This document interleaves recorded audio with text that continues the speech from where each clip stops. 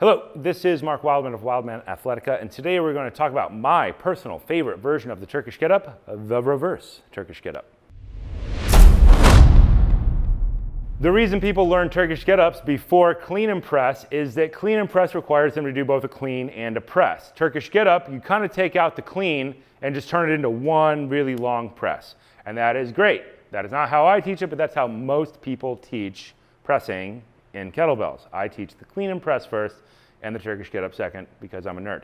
Normally when you learn a Turkish Getup, you finish a rep, you grab it with the other hand, and you roll over the bell to get to the other side. That causes you to take up more space in the room. If you're training, say, in a 5th floor walk-up in New York City, you're going to roll under the coffee table or something like that. We're going to solve that problem by taking our Turkish Getup and reversing the order. Instead of going from the ground up and back down, we're going to start with a clean and press at the top, get down, and get back up. This allows us to stay on the exact same line the entire time. Additionally, when you're doing your transition on the ground, you come out of load for a second. The goal, I think, of Turkish Getups is to stay under load for the entire 5 to 10 minutes that you're doing them. So we're going to do it by transitioning at the top with our clean and press so that the weight never touches the ground. If the weight never touches the ground, then we have been under load the entire time. It's a small, nerdy distinction, but I think it's valid. We are going to do our Turkish Getup, and now we're going to stay on the mat the entire time. We are going to end up with a small shift when we change reps, but that's going to be it. Hand on, fingers in the corner of the kettlebell, the L of your hand to the L of the bell, clean the weight up, elbow towards hip, press all the way out, lock out. Free hand, slap the leg, step back, find the ground. It's always under your feet, you don't need to look at it. Move your fingers down your leg, find the ground. Your hand should be in a direct line with your leg.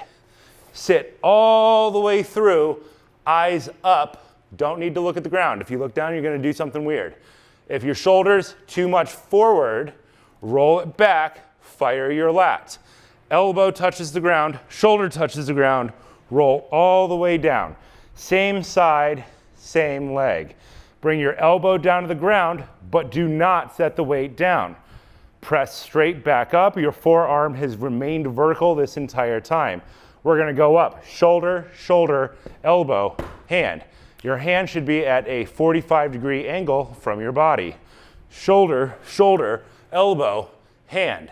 We are going to lift up, bring our knee back to the line of our hand. If we make our get back too small, we're going to end up crowded, and this is going to suck. So make sure you get your knee all the way back, orient your body straight back and down upright, drive out of that lead side heel, stand all the way up. Here's my little shift to the other side of the mat. We're going to do our flying hand change. And that's the rest phase of the movement. Now on the other side, press up, lock out the tricep, free hand, slap the leg, step back with the opposite leg. We want about 90 degrees in each leg. Hand goes down the leg, keep your eyes on the kettlebell. It's the thing that will kill you if it falls on you. Drop your hip all the way down. Take your shoulder, drive it back, fire the lat. Elbow, shoulder, shoulder.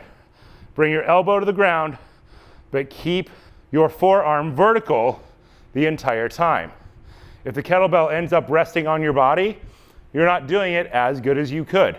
Keep that forearm vertical, keep the thumb pointed up in relation to your body towards your shoulder. Press all the way out.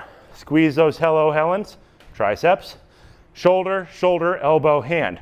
Shoulder, shoulder, elbow, hand. Take that shoulder, fire the lat, lift up, bring the knee really, really far back. Orient upright, we're looking for 90 degrees in both legs. Roll your toe underneath, drive out of your lead leg heel, all the way up to the sky. At the top, squeeze your glutes, pull your kneecaps up, breathe behind the shield, and there is our transition back to the other side. So this is really simple adaptation.